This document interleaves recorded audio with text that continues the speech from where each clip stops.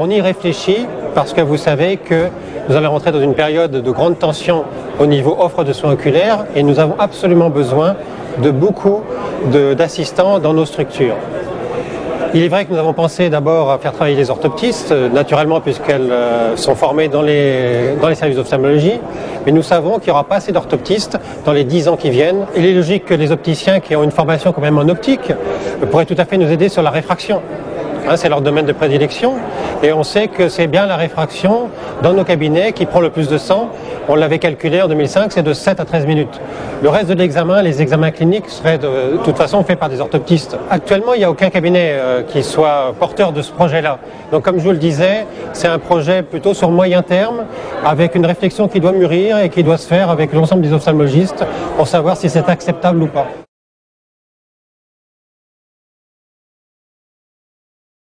La polémique des TASO, c'est vraiment une polémique pour la polémique. Parce que l'idée, simplement, c'était de former les personnels qui travaillent dans nos structures à un certain nombre de tâches, mais en respectant les décrets de compétences des uns et des autres. Donc c'était juste un projet de CQP pour les personnels, qui soient secrétaires, bien sûr, infirmières et autres, mais en respectant scrupuleusement les décrets de compétences des uns et des autres. Il n'était pas question d'aller au-delà. En ce qui concerne la formation, on n'a pour l'instant aucune idée et aucun a priori sur la manière dont elle se fera.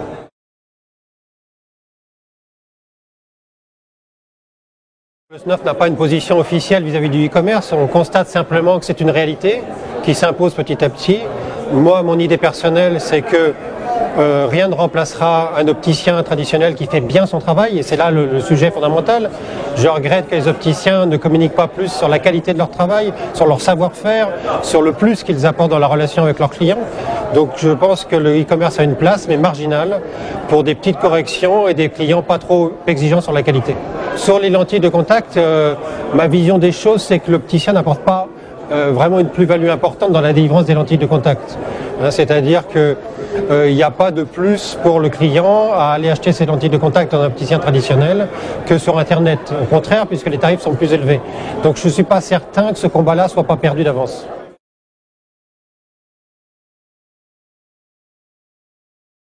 On n'a pas à avoir de position particulière pour ou contre, puisque c'est une opération qui est complètement légale, c'est une entreprise commerciale qui se met sur un créneau et il n'y a rien à en dire. Simplement, c'est une ouverture qui a fait beaucoup de bruit dans le monde ophtalmo, notamment à cause de la possibilité de communication et de publicité absolument éhontée à laquelle ça a donné lieu.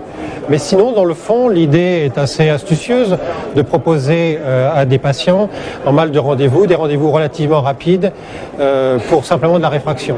Ça pose un autre problème quand même dans le milieu ophtalmo, c'est que cette prestation est cotée d'une façon assez élevée finalement, avec une cotation assez favorable, et on peut se demander s'il est logique qu'une prestation finalement, qu'une prestation de base pour l'ophtalmologiste soit cotée plus cher qu'une prestation un peu plus compliquée qui consisterait à suivre les patients.